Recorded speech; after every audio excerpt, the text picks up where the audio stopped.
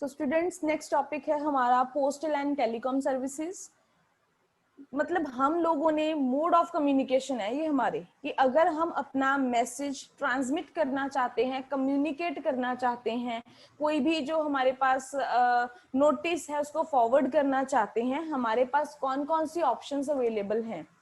ठीक है, सो बहुत सारी ऑप्शंस हैं। तो सबसे पहले जो आपके सिलेबस में है, जो हमने पढ़नी है, वो है ट्रेडिशनल मोड्स।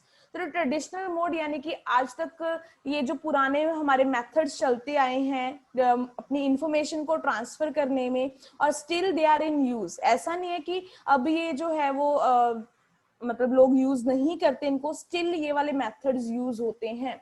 सो स्टार्ट करते हैं with first one. Traditional mode का जो फर्स्ट मेथड है वो है हमारा कॉरेस्पॉन्डेंस। कॉरेस्पॉन्डेंस बहुत बार बताया है, स्टिल बता रही हूँ। ये होता क्या है, कम्युनिकेट करने का, अपना मैसेज जो है वो ट्रांसमिट करने का एक तरीका है। Post card, inland letters, envelopes and aerograms. Aerograms होता क्या है, इनलैंड लेटर तो समझ में आ गया कि विद इन इंडिया आप कोई भी लेटर फॉरवर्ड करना चाहते हो, ठीक है, सो वो है आप लोगों का inland letter. But in case आप कोई भी जो है हम कहें कि इंफॉर्मेशन जो है या लेटर है वो फॉरेन से वो भेजना चाहते हो फॉरेन में, तो उसको एरोग्राम्स कहते हैं। आगे इसकी डेफिनेशन लिखी भी है। The letter sent to foreign countries are called एरोग्राम्स।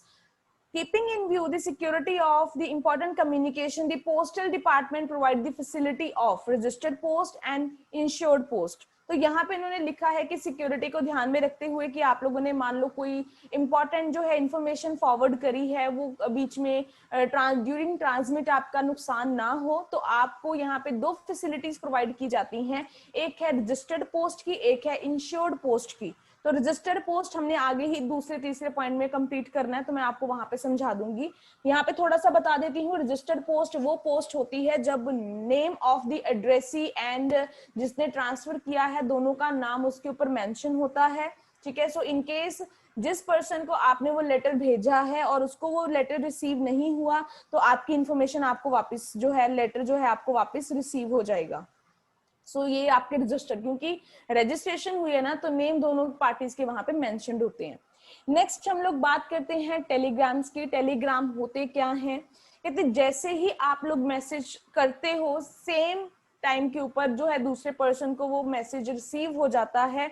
According to the, last में लिखा है, मैं इसी को लाइन को रीड कर रही हूँ। The expense on Telegram is calculated on the, जो भी नंबर है या अल्फाबेट्स आप लोग यूज करते हो, तो इसीलिए ये मैसेज बहुत आपका कंसाइज होता है। मतलब टू दी पॉइंट आप बात करोगे। जो आप लोगों ने मैसेज भेजना है, मतलब ज्यादा नहीं लिखते, क्योंकि वर्ड्स के अकॉर्डिंगली आप लोगों से चार्जेस मांगे जाते हैं।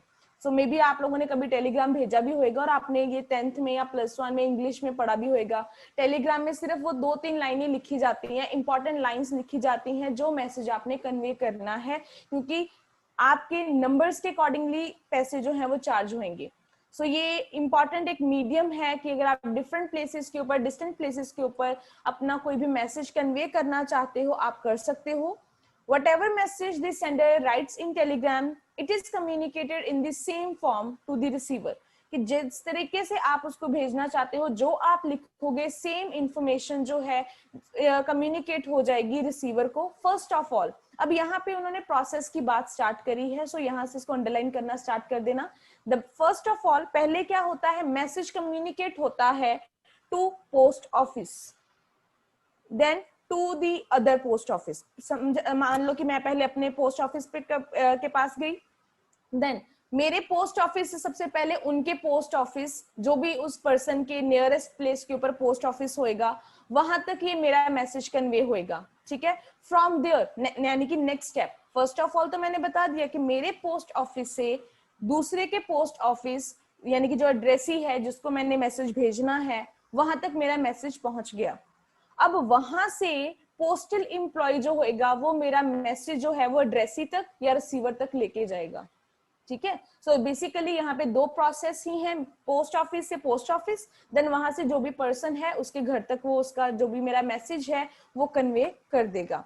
सो ये टेलीग्राम है। और नेक्स्ट लाइन तो मैंने आपको बता ही दी है। नेक्स्ट लाइन में लिखा क्या है उन्होंने, कि आप लोगों को जितने भी चार्जेस हैं, लिखा है आगे, of words written in the message, जो एक्सपेंस चार्ज होंगे, जितने वर्ड्स आप लोगों ने मेंशन करे हैं उसके अकॉर्डिंगली होते हैं। Therefore care should be taken to send message in the minimum number of words, ठीक है। सो ये मेन है इसका कि इसीलिए आप मिनिमम से मिनिमम जस्ट कंसाइज मैसेज जो है वो भेजते हो उनको। फर्स्ट वन कॉरेस्पॉन्डेंस क्लियर हो गया। Correspondence was just all about कि पोस्ट कार्ड कोई लेटर भेजना था, इंडिया में भेजना था या बाहर भेजना था, वो कॉरेस्पॉन्डेंस है हमारा। अभी जो हम लोगों ने टेलीग्राम की बात करी है उसका मतलब ये है कि मैसेज आप लोग जैसे भी टाइप करते हो वो सेम फॉर्म में उस पर्सन को रिसीव होता है। दो इसके स्टेप हैं, पहले पोस्ट ऑफिस से पोस्ट ऑफिस, देन आगे वहां से एम्प्लॉय उसके घर पे वो मैसेज जो है वो कन्वे कर देता है। It is as simple. Next one है टेलीफोन्स। इसमें अब इसका क्या बताऊं क्योंकि ये सबसे अच्छा आई थिंक आप लोग ही एक्सप्लेन कर सकते हो कि ये आप लोगों का एक्चुअली ये सर्विस जो इन्होंने लिखी है जो आपने याद करना है, ये याद कर लेना कि ये पोस्ट एंड टेलीग्राफ डिपार्टमेंट जो है उन्होंने स्टार्ट करी थी ये सर्विस 1881 में। बेसिकली ये दो कॉल्स के लिए है जिसको हम लोग यहाँ पे एसटीडी कहते हैं और आईएसडी कहते हैं, ठीक है। सो ये पढ़ लेना और ये इसकी प्लीज फुल फॉर्म जो है याद कर लेना for 1 mark, it is very important. ISD और एसटीडी की फुल फॉर्म क्या है ये समझ में आ गया कि ये फैसिलिटी है, आप लोकल कॉल्स भी कर सकते हो, आप इंटरनेशनल कॉल्स भी कर सकते हो। इसके अलावा देखो फर्स्ट लाइन में क्या मेंशन करा, 1881 में ये सर्विस अवेल हुई थी। दूसरी लाइन में आप मेंशन करोगे एक एसटीडी होती है, एक आईएसडी होती है। एसटीडी आप लोग जो है मैं कह दूं कि अगर आप लोगों ने कोई भी सब्सक्राइबर ट्रंक डायलिंग इन्होंने लिखा भी है यहाँ पे, यानी कि आईएसडी फॉर इंटरनेशनल कॉलिंग है आप लोगों का, तो ये चीज मेंशन करोगे। लास्ट आपने क्या मेंशन करना है कि ये सर्विसेज जो हैं वो कौन प्रोवाइड करता है। अब तो बहुत सारे आपके और सिस्टम आ चुके हैं बट यहाँ पे इन्होंने सिर्फ दो मेंशन करे हैं, एक बीएसएनएल और एक बीएसएनएल यानी कि भारत संचार निगम लिमिटेड और विदेश संचार निगम लिमिटेड। सो ये जो है अपने नाम याद कर लेना। इसके अलावा बहुत सारी और जो हैं कंपनीज हैं आपको सेम सर्विसेज प्रोवाइड कर रही हैं, आप उनके उनकी भी नाम जो है मेंशन कर सकते हो। सो नेक्स्ट आता है, यहाँ तक कंप्लीट हो गया टेलीफोन्स तक। नेक्स्ट आपका आता है यूपीसी। यूपीसी है क्या? Under postal certificate. पहले मैं आपको समझा दूं, जब आप लोगों ने कोई भी पोस्ट भेजी, फॉर एग्जाम्पल मैंने कहीं पे भी कोई इंफॉर्मेशन फ्लो करनी थी, मैंने ट्रांसफर कर दी है, पर मेरे पास क्या एविडेंस है कि मैंने उसको कल ये मैसेज कन्वे कर दिया। फॉर एग्जाम्पल मैंने कोई जैसे बैंक ने करना था या किसी इंश्योरेंस कंपनी ने करना था कि लास्ट इंश्योरेंस प्रीमियम पे कर दो या आपकी ड्यू डेट निकल गई है, तो ये इंपॉर्टेंट इन्फॉर्मेशन थी ताकि कल को बंदा ये ना बोले कि मुझे तो लेटर मिला ही नहीं था, मुझे पता ही नहीं चला कि ये मेरा अमाउंट ड्यू है या मुझे पे करना है। तो फिर उस केस में क्योंकि मेरे पास तो एविडेंस है ही नहीं, अपना एविडेंस रखने के लिए ये यूपीसी सिस्टम है हमारा।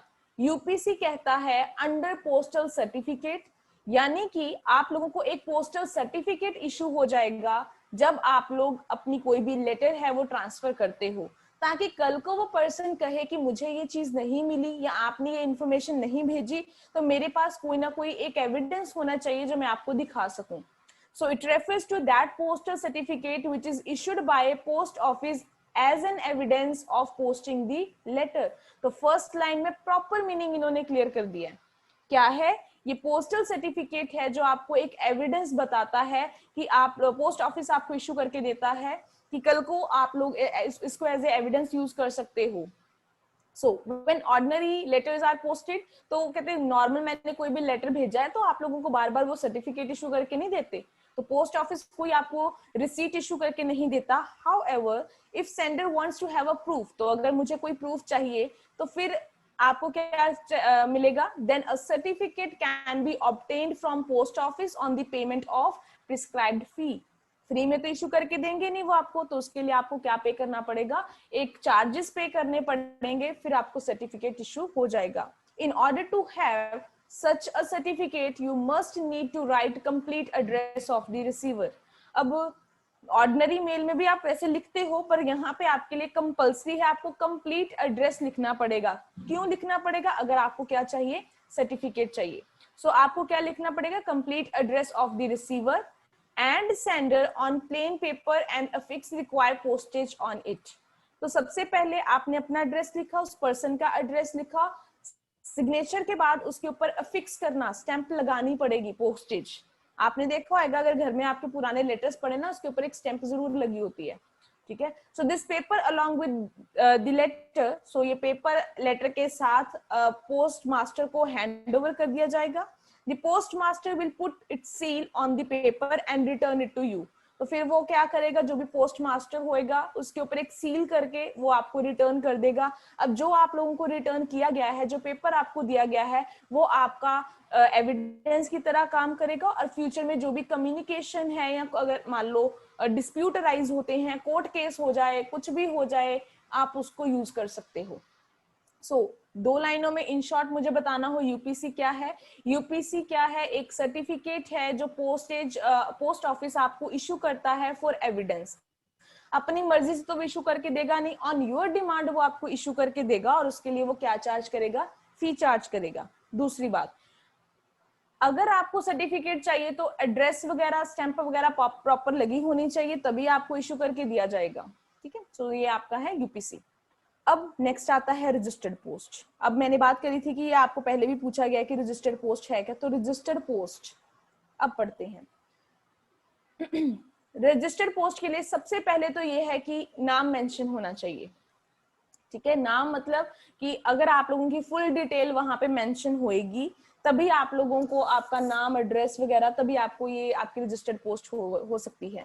It refers to that type of post facility under which it is insured that the mail is definitely delivered to addressee, otherwise it should be returned to sender, ठीक है। तो यहाँ पे आपको श्योरिटी दी जाती है कि आपकी डेफिनेटली एड्रेसी को रिसीव हो जाएगी जो भी आपने लेटर वगैरह भेजी है।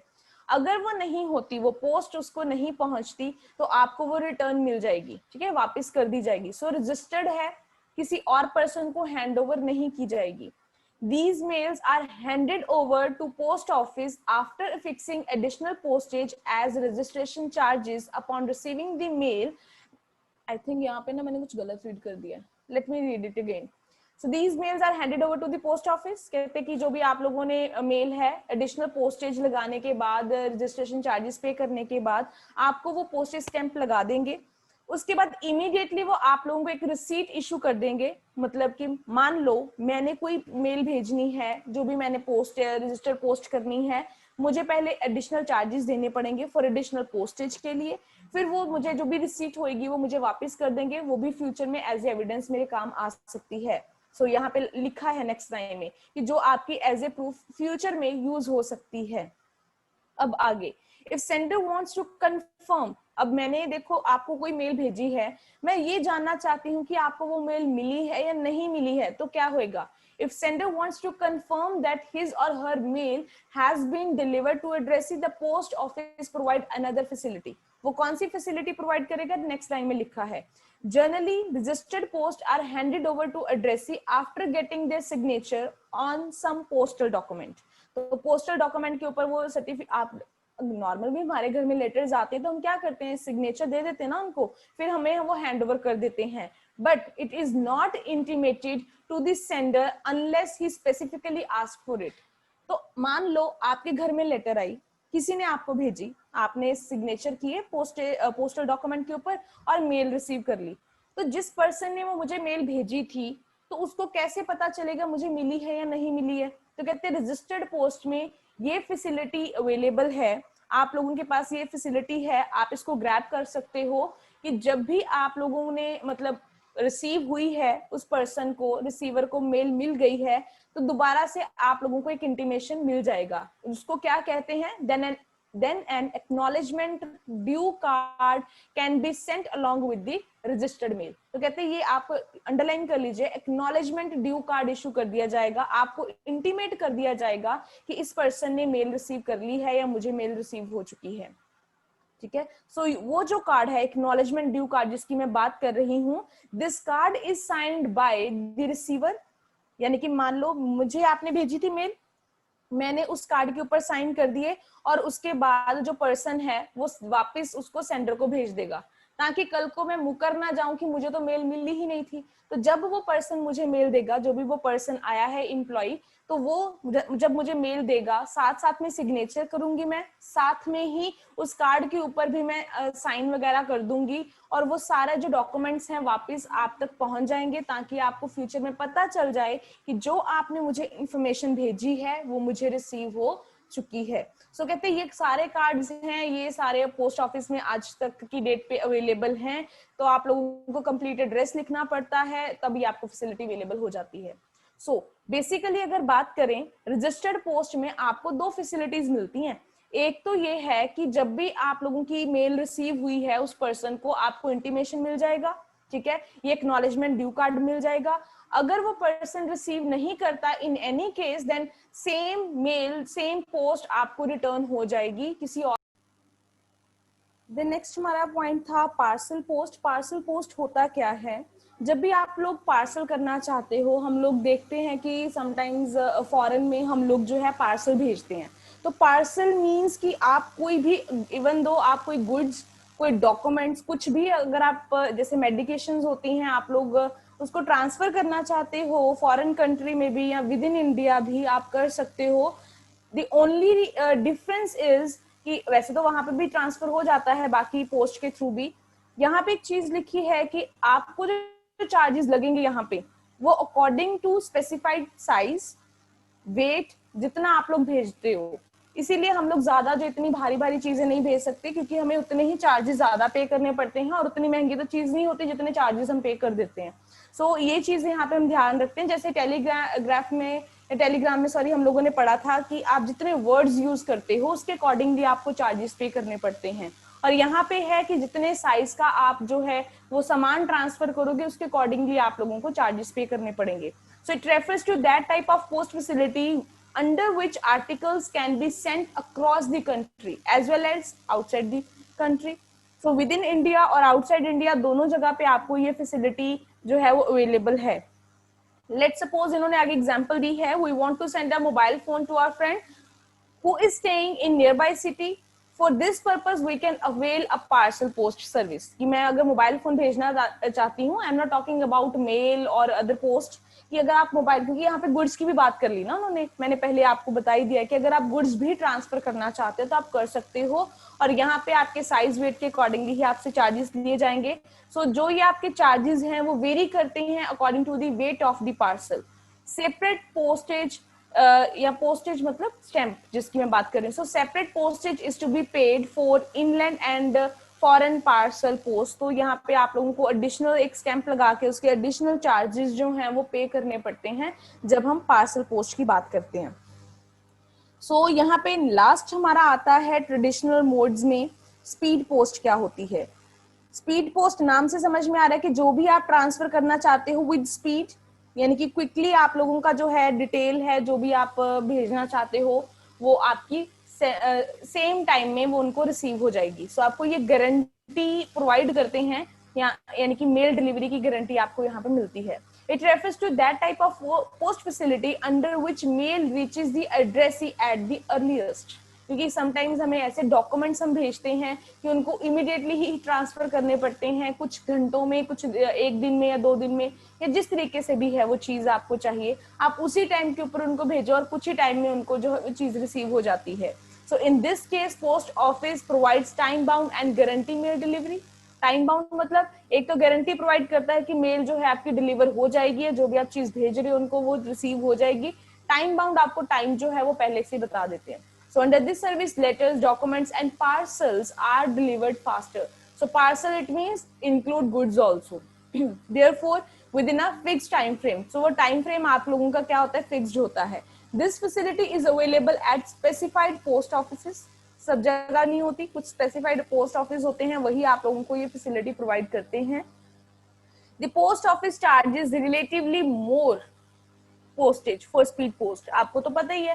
तो अगर हम लोगों ने सेम जल्दी जल्दी ये सारे डॉक्यूमेंट्स हमारे सेम हम कहें कि चार्जेस के बीच में हमारे भेजे जाएं, तो सारे स्पीड पोस्ट क्यों ना यूज कर लें। तो पोस्टेज में यानी कि हमने जो पीछे पार्सल पढ़ा है उसमें जितने चार्जेस होते हैं इसमें उससे थोड़े ज्यादा होते हैं, क्योंकि आपको एक तो इमरजेंसी में डॉक्यूमेंट्स भेजने पड़ते हैं और आपके टाइम फ्रेम के बीच बीच में उनको रिसीव हो जाते हैं, तो एडिशनल फैसिलिटी प्रोवाइड करने के लिए आपसे चार्जेस भी थोड़े एडिशनल ही वो जो है वो चार्ज करते हैं। और लास्ट लाइन अंडरलाइन कर लीजिए, यहाँ पे जो आपके चार्जेस हैं वो अकॉर्डिंग टू डिस्टेंस आपके वेरी करते हैं, कि वो कितना पास भेज रहे हो, बाहर भेज रहे हो, विद इन इंडिया है, बॉम्बे भेज रहे हो, तो उसके अकॉर्डिंगली आपके चार्जेस जो हैं जो वो वेरी करेंगे। सो मॉडर्न मोड में बाकी तो इलेक्ट्रॉनिक डिजिटल सर्विसेज भी हमने करी है, पेमेंट सर्विसेज या इलेक्ट्रॉनिक सर्विसेज में इंटरनेट वगैरह है, हमारा ईमेल है, वो मोड हम लोगों ने ऑलरेडी कंप्यूटर वगैरह में चैप्टर में रीड करे ही होंगे या कर लोगे आप लोग। सो लास्ट जो इसमें हमारा फर्स्ट एक ऐसा टॉपिक है जो आपने नहीं रीड किया होगा, दैट इज कोरियर सर्विसेज। ये भी वर्ड हमारे घर में कॉमन है, कहीं ना कहीं सुना ही होता है कि हमने कोरियर किया है या कोरियर आया है। सो यहाँ पे भी हम लोग क्या करते हैं, लेटर्स, डॉक्यूमेंट्स, पार्सल्स के लिए हम लोग जो है ये कोरियर सर्विसेज यूज करते हैं। So courier services is provided by individual post offices. These individual post offices have come up as good alternative to government run post offices, कि जो हम लोगों ने ऊपर जितने पढ़े हैं ये हमारे ये गवर्नमेंट रन यानी कि गवर्नमेंट पोस्ट ऑफिसेज की मैं बात करूं तो ये वो हैं। तो अब कोरियर सर्विसेज आपको प्राइवेट इंस्टीट्यूशंस भी प्रोवाइड करती हैं, फर्स्ट डिफरेंस तो ये है। This service is relatively expensive है then the services provided by the post office. Reason ये है क्योंकि गवर्नमेंट की जो भी फैसिलिटीज आपको अवेल होती हैं वो हमेशा कहीं ना कहीं कम कॉस्ट के ऊपर होती हैं, क्योंकि हम लोगों को पता है जैसे रेलवे है वो गवर्नमेंट के हैंड में है, तो उनके जो चार्जेस हैं, फेयर चार्जेस है, वो कितने ज्यादा कम हैं। अगर वही मैं गवर्नमेंट बसेस की बात करूं या प्राइवेट बसेस की बात करूं तो बहुत ज्यादा फर्क है। सेम यहाँ पे कि कोरियर सर्विसेज अगर गवर्नमेंट ऑफिसेज जो हैं या पोस्ट ऑफिसेज आपको प्रोवाइड कर रहे हैं उनके चार्जेस कम हैं। अगर प्राइवेट इंस्टीट्यूशंस जो प्राइवेट लिमिटेड कंपनीज हैं वो आपको ये कोरियर सर्विसेज प्रोवाइड करेंगी तो उनके चार्जेस रिलेटिवली ज्यादा हैं। So it being a private service the employees work with more responsibility, और आपकी जो क्वालिटी ऑफ सर्विसेज होती हैं वो यहाँ पे कोरियर सर्विसेज में प्राइवेट इंस्टीट्यूशन या प्राइवेट सेक्टर के केस में आपको थोड़ी अच्छी अवेल होती हैं। So this was the only difference. So ये मॉडर्न कंसेप्ट में या मॉडर्न मोड में आप कोरियर सर्विसेज लिखना, बाकी जो हमारे पास ईमेल है या इंटरनेट है वो तो साथ में चलेगा।